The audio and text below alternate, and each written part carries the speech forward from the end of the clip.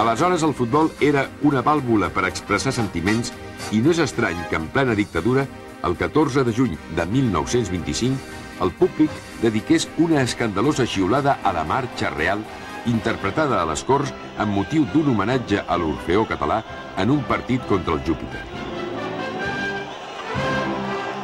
A la mitja part del partit, una banda d'un vaixell britànic ancorat en el port va interpretar la Marxa Real, que va ser rebuda amb una escridassada imponent per part dels 12.000 espectadors que hi havia al camp. Els xiulets i els crits es van convertir en aplaudiments quan van sonar les primeres notes del God Save the King.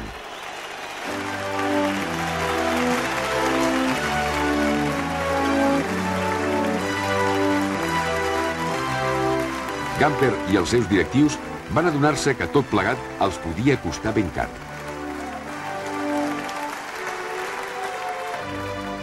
No s'equivocaven.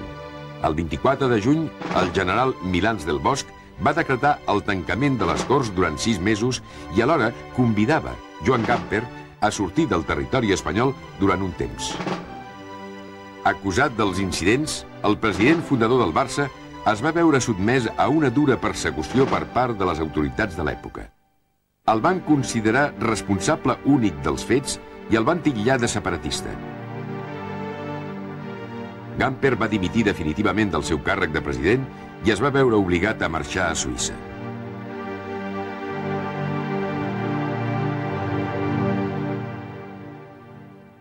Va estar 6 mesos a Suïssa, li van permetre tornar a Espanya amb la condició de que mai més tornaria a ser president.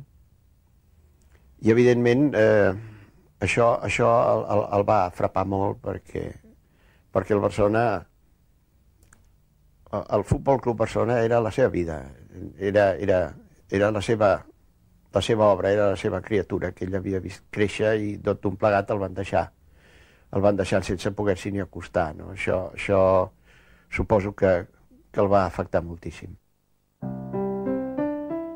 D'aquesta manera lamentable, Gamper deia adéu a un club que acabava de complir els seus primers 25 anys d'existència.